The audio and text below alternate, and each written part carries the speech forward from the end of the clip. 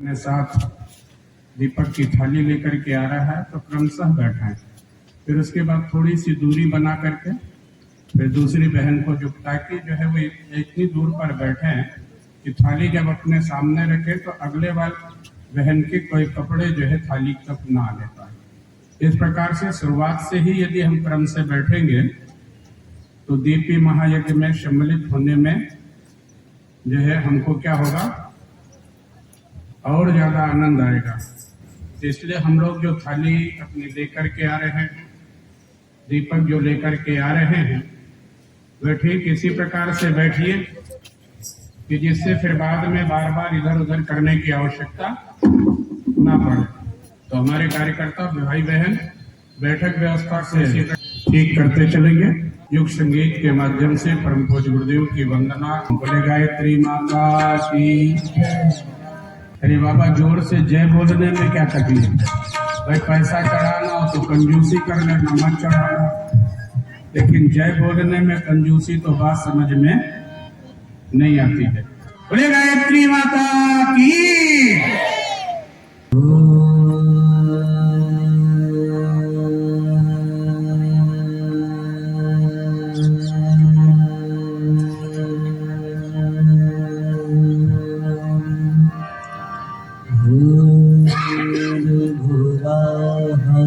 स्वाहा तत्सवितुर्वरेण्यं भर्गो देवस्य धीमहि धियो यो नः प्रचोदयात्।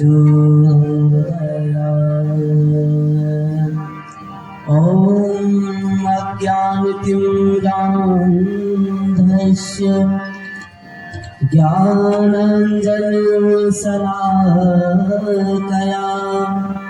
चक्षुरुन्मीलितं येन तस्मै श्रीगुरुवे नमः। आयातु वरदे देवी दक्षिणे ब्रह्मवादिनी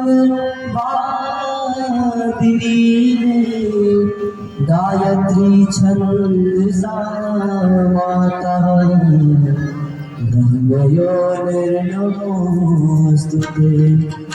ब्रह्मयो निर्नमोऽस्तुते। श्री रामचंद्र भगवान की, काके बिहारी लाल की। ज्ञान घटे नर मूढ़ की संगति, ध्यान घटे चित विषय भरमाई। तेज घटे पर नारी की संगति, बुद्धि घटे बहुजन खाए।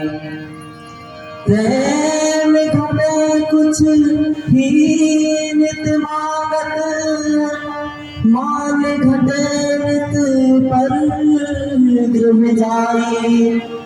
सुमन कहे सुन रे मन मूरख, पाप घटे हरि के गुण गाई। पाप घटे हरि के गुण गाई। गाए जा भगवान के गुण गाए जा। श्री राम के गुण गाए। ताली बजाते हुए गाएंगे तो अच्छा लगेगा। गाए जा भगवान के गुण गाए जा। श्री राम के गुण गाए जा। सुबह शामे सुमन मंदिर में, सुबह शामे सुमन मंदिर में झाड़ू रोज लगाए जा। गाए जा भगवान के गुण गाए जा। गाए जा श्री राम के गुण गाए जा।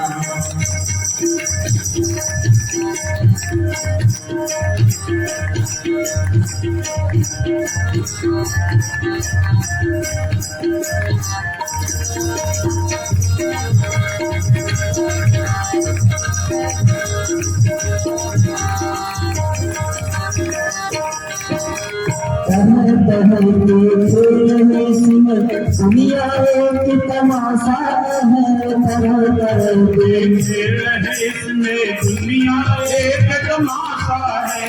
कहीं तो गम है, कहीं खुशी है, आशा कहीं निराशा है।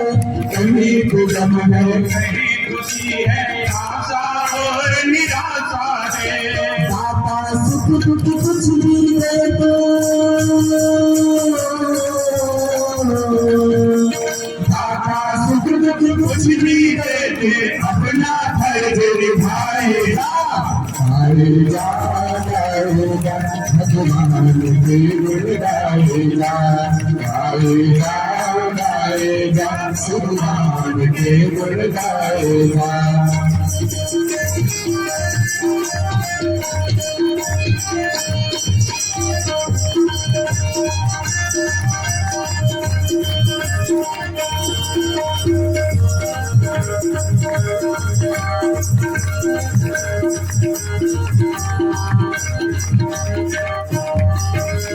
चिंता और चिंताई इस जग में दोनों एक कहानी है। चिंता और चिंताई इस जग में दोनों एक कहानी है।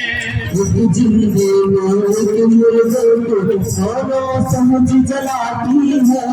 एक जिंदे को एक मुर्दे को दोनों सहज जलाती है। मालिक पर विश्वास लगे रख, मालिक पर विश्वास लगे रख, चिंता दूर भगाओ जा, गाएगा गाएगा भगवान के गुण गाएगा, गाएगा गाएगा भगवान के गुण गाएगा। सुबह शाम सुमन मंदिर, सुबह शाम सुमन मंदिर, झाड़ू रोज लगाएगा, गाएगा गाएगा भगवान के गुण गाएगा, गाएगा गाएगा श्री राम के गुण गाएगा, भगवान के गुण गाएगा, श्याम के गुण गाएगा। गाए जा भगवान के गुण गाए जा। भाई बहनों, जब उस विराट चेतना के क्रम को हम अपने जीवन में आत्मसात करते हैं तो निश्चित है कि उसका लाभ हमें भी प्राप्त होता है। आइए चैतन्य अवस्था में आए। आज के इस पावन कथा में हम प्रवेश करते हैं। पूजन के लिए मणिशंकर जी वैसे पूजन के लिए बुला लीजिए शीघ्रता से। ओम पवित्रः पवित्रो वा सर्वावस्थान्गतोऽपि वा यः स्मरेत् पुण्डरीकाक्षं स्वभावयाभ्यन्तरः शुचिः। आइए आपस में एक दूसरे को तिलक लगा लीजिए, चंदन लगा लीजिए। ओम चंदनस्य महत्पुण्यं पवित्रं पापनाशनं आपदां हरते नित्यं लक्ष्मीस्तिष्ठति सर्वदा। रक्षा सूत्र कलवा बंधन का क्रम संपन्न करा लीजिए।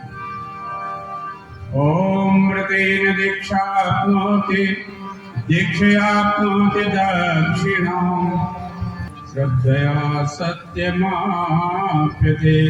ओम येन भगवो बली राजा दानविन्दो महाबलं तेन त्वा प्रतिपदनामि रक्षेमाचलमाचलः। आइए हाथ में अक्षत पुष्प लेकर के विराट ब्रह्म की चेतना कलश भगवान का पूजन कर संपन्न करें। ओम तत्वायामि ब्रह्मणा वन्दमानः सदा शास्त्रे यजमानो हविर्भिः अहेडमानो वरुणेह बोध्युरुसत्वं समान आयुः ब्रह्मसिः। ओम वरुणाय नमः। आइए तत्पश्चात दीप देवता का पूजन कर संपन्न करने में पूर्ण कर देवे। ओम अग्निर्ज्योतिर्ज्योतिरग्निः स्वाहा सूर्यो ज्योतिः सूर्यः स्वाहा अग्निर्वरसो ज्योतिर्वरचः स्वाहा सूर्यो वरसो ज्योतिर्वरचः स्वाहा ज्योतिः सूर्यः सूर्यो ज्योतिः स्वाहा। ओम ज्योतिपुरुषाय नमः। तत्पश्चात परम पूज्य गुरुदेव परम वंदनीय माता जी का पूजन अर्चन वंदन के क्रम को संपन्न करें। ओम गुरुर्ब्रह्मा विष्णु गुरुरेव महेश्वरः गुरुरेव परब्रह्म तस्मै श्री गुरुवे नमः। अखंड मंडलाकारं व्याप्तं येन चराचरं तत्पदं दर्शितं येन तस्मै श्री गुरुवे नमः। ओम आयातु वरदे देवी त्रयक्षरे ब्रह्मवादिनी गायत्री छन्दसां मातः ब्रह्मयोने नमोस्तुते। ओम श्री गायत्री नमः। आइए तत्पश्चात पुराण पुरुषोत्तम भगवान प्रज्ञा पुराण का पूजन अर्चन वंदन का क्रम संपन्न करें पूर्ण करें। ओम प्रज्ञा पुराणं परमं पवित्रं व्यासर्मुनिर्यात् सहजं विरचितं ज्ञानस्य वरदं प्रतिपं प्रपत्तं प्रज्ञा पुराणं बलमस्तु तेजा प्रज्ञा पुराणं बलमस्तु तेजा। ओम पुराण पुरुषोत्तम भगवान की जय। आइए चित्त व्यवस्था में कमर सीधी कर लीजिए, नेत्र कोमलता से बंद कर लीजिए। अब थोड़ी देर के लिए अपने बातचीत को विराम दे दीजिए। अब थोड़ी देर के लिए बातचीत विराम दीजिए। बातचीत तो बाद में भी हो जाएगी, लेकिन कथा बाद में नहीं होगी। बस यार ये संपन्न हो जाएगी, उसके बाद फिर कथा जो है कब सुनने को मिलेगा, अभी कोई ये भविष्य के गर्त में है। ठीक है, तो इसलिए जितनी देर हम यहाँ बैठे हैं सो भगवान के होकर के बैठ जाए। उस भगवान को आत्मसात करें, कमर सीधी करें, नेत्र कोमलता से बंद करें।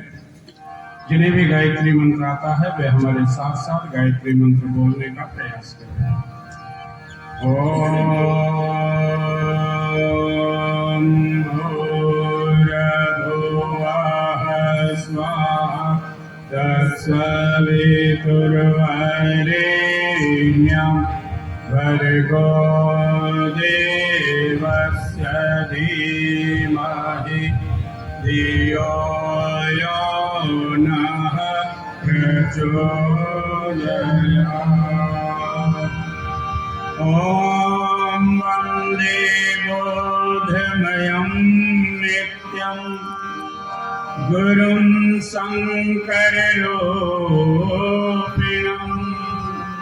यमाश्रितो हि वक्रोऽपि चन्द्रः सर्वत्र वन्दते। अज्ञानतिमिरान्धस्य ज्ञानाञ्जनशलाकया चक्षुरुन्मीलितं येन तस्मै श्री गुरुवे नमः। नमोस्तु गुरुवे तस्मै गायत्री रूपिणे सदा यस्य वागमृतं हन्ति विषं संसार संज्ञकम्। वक्रतुंड महाकाय सूर्यकोटि संप्रभ निर्विघ्नं कुरु मे देव सर्वकार्येषु सर्वदा गजाननं भूतगणादिसेवितं कपित्थजम्बूफलचारुभक्षणम् उमासुतं शोकविनाशकारकं नमामि विघ्नेश्वरपादपङ्कजं। सरस्वती नमस्तुभ्यं वरदे कामरूपिणी विद्यारम्भं करिष्यामि सिद्धिर्भवतु मे सदा। ओम महोदेवी महादेवी संगे विंजे सरस्वती अजरे अमरे चैव ब्रह्मयोने नमोस्तुते। शुभं करोतु कल्याणम् आरोग्य धन संपदः शत्रुबुद्धि विनाशाय दीप ज्योतिर्नमोस्तुते। ओम सर्वेषां स्वस्तिं भवतु सर्वेषां शान्तिर्भवतु सर्वेषां पूर्णं भवतु सर्वेषां मङ्गलं भवतु। यथा सुमञ्जनयञ्जिदृग साधक सिद्ध सुजान कौतुक देखत शैलवन वातल भूरि निदान। सिया राम में सब जग जानी करहु प्रणाम जोरि जुग पानी करहु प्रणाम जोरि जुग पानी।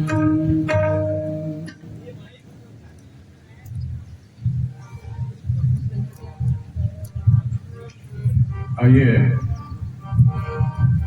आज के इस पावन कण में विद्यमान हमारी आराध्य सत्ता परम पूज्य गुरुदेव भगवान, परम वंदनीय माता जी, देव माता, वेद माता, विश्व माता, माँ गायत्री की सूक्ष्म कारण चेतना के इस उपस्थिति में यहाँ पर विराजमान हमारे शांति कुंज की टोली के भाई, साथ ही साथ यहाँ उपस्थित समस्त हमारे वरिष्ठ निष्ठिक कार्यकर्ता साथियों, भाइयों, शक्ति स्वरूपा, मातृ शक्ति स्वरूपा हमारी बहनें।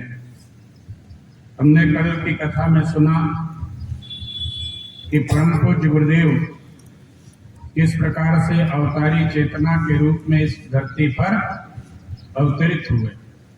वो निष्कलंक अवतार के रूप में इस धरती पर आते हैं और निष्कलंक अवतार के स्वरूप में आकर के इस धरती के क्या करना चाहते हैं, पूर्ण रूपेण ठीक करना चाहते हैं। भाइयों बहनों, इसके बहुत सारे उदाहरणों की कल बात की गई, क्योंकि वो निष्कलंक अवतार इस धरती पर आकर के इस धरती को ठीक करना चाहता है। क्योंकि हमने कल ये भी सुना था कि भगवान जिस जिस अवतारों में आया, व्यक्ति ने उस पर कलंक लगाने में कोई कमी नहीं छोड़ी। तब वो अवतारी चेतना इस धरती पर आती है और उसने कहा कि मैं निष्कलंक अवतार के रूप में आऊंगी, मैं प्रज्ञा अवतार के रूप में आऊंगा, ज्ञान के अवतार के रूप में आऊंगा, क्योंकि इस धरती पर ज्ञान ही एक ऐसा है जिस पर दुनिया की कोई ताकत कलंक नहीं लगा सकती। तो भगवान कौन सा स्वरूप लेते हैं? तो भगवान विचार क्रांति अभियान मसाल का स्वरूप लेकर के वे इस धरती पर आते हैं और धरती पर आकर के इस धरती को सुंदर बनाने का प्रयास और पुरुषार्थ करते हैं। नारद जी ने ये सारी घटनाओं से नारद जी को पता चला, तो नारद जी महाराज कहते हैं कि भगवान, ये तो मुझे संतुष्टि हो गई कि अब आप धरती पर जाने वाले हो, निष्कलंक अवतार के रूप में जाएंगे और निष्कलंक अवतार के रूप में जाकर के धरती का जो है बोझ समाप्त करोगे, धरती के पापाचार, अनाचार और व्यभिचार को क्या करोगे, समाप्त करोगे। लेकिन प्रभु, आप जब निष्कलंक अवतार में जाओगे तो आपकी बात कौन सुनेगा, आपकी बात कौन समझेगा? आप अपने कार्यों को कैसे करोगे प्रभु? तो भगवान बड़ा सुंदर जवाब देते हैं कि हे नारद, चूंकि मैं निष्कलंक अवतार में निराकार स्वरूप में होऊंगा, उसके पहले मैं व्यवस्थाओं बनाने के लिए हमने कल आपसे चर्चा करी थी कि वो कबीर के रूप में, समर्थ गुरु रामदास के रूप में और रामकृष्ण जो है परमहंस के रूप में और पंडित श्री राम शर्मा आचार्य जी के रूप में इस धरती पर आए थे और इस धरती की उस भूमिका को बना करके प्रज्ञा अवतार के उस स्वरूप को तैयार करके फिर वो जो है 90 में सूक्ष्मीकरण में जाते हैं और पूर्ण अवतार बसंत पंचमी 2000 से वे निष्कलंक अवतार के स्वरूप में अब आ चुके हैं। अब वो एक साथ करोड़ों स्थानों पर देखे जा सकते हैं, एक साथ करोड़ों जगह पर वो प्रकट होने की क्षमता रखते हैं, लेकिन काम करने के लिए उन्हें क्या चाहिए? माध्यम चाहिए। तो वे नारद जी से कहते हैं कि हे नारद, चूंकि अब मेरे पास कोई आकार नहीं है, मेरे पास कोई स्वरूप नहीं है, मैं तो निराकार हूं, तो अब मैं जो काम करूंगा नारद, वो क्या कहते हैं कि निराकार पहेतोश्च प्रेरणाम कर्तुमीश्वर शरीरिणश्च ग्रहणामि गति संचालने ततः अपेक्षन्ते वरिष्ठयाश्च आत्मनः कार्य सिद्धये अग्रदूतानिमान कर्तुं पुण्याम चिनस्य सर्वधा। हे नारद, मैं निराकार होने के कारण मैं केवल व्यक्तियों के मन में क्या भर सकता हूँ?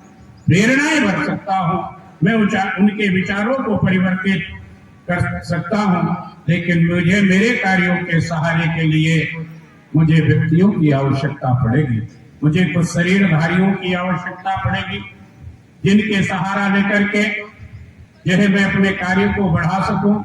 मुझे वो वरिष्ठ अग्रदूत चाहिए जो भगवान के कार्य को करने के लिए तत्पर हो। भैया बहनों, भगवान जब जब आता है धरती पर तो कोई न कोई शरीर ढूंढता है। क्या हम उस भगवान को अपना शरीर देने के लिए तैयार हैं? बोलिए ना, क्या हम भगवान को, भगवान की मदद के लिए अपना शरीर उनको देना चाहते हैं? कितने लोग देना चाहते हैं? बोलिए गायत्री माता की। दिनेश जी भैया फोटो खींच लो जरा, ईमानदारी से हाथ खड़े कर दो जितने लोग देना चाहते हो। बस ये वही है या प्रदूत जो भगवान के काम के लिए 22 घंटे अपने जिंदगी जीना, 2 घंटे भगवान को दे देना, और बस उसी 2 घंटे में वो अपना युग निर्माण का कार्य हमसे आपसे करा देना। घर छोड़ने की जरूरत नहीं है, परिवार छोड़ने की जरूरत नहीं है, केवल आवश्यकता है कि प्रभु ये शरीर आपका है, आप इस शरीर के माध्यम से जो चाहो सो करा लीजिए। भैया बहनों, तो ऐसी अग्रदूतों को हमें हे नारद तुम्हें खोजना होगा, उन्हें सामर्थ्यवान बनाना होगा, उनकी प्रतिभाओं को जीवन को जागृत करना पड़ेगा। भाइयों बहनों, जब इस काम के लिए हम तैयार होते हैं, जब हम भगवान को अपना स्वरूप देने के लिए, अपना शरीर देने के लिए और भगवान के चिंतन चरित्र व्यवहार को अपने जीवन में आत्मसात करते हैं, तो निश्चित है कि दुनिया में मची हुई आपाधापी को समाप्त करने में अपनी एक आहुति देने के लिए तैयार। तब भगवान क्या कहते हैं? भगवान कहते हैं कि दुनिया हो गई पुरानी, बदलो भैया। दुनिया हो गई पुरानी, बदलो भैया। दुनिया हो गई पुरानी, बदलो भैया। दुनिया हो गई पुरानी, बदलो भैया। आगे गिर गई युग निर्माण।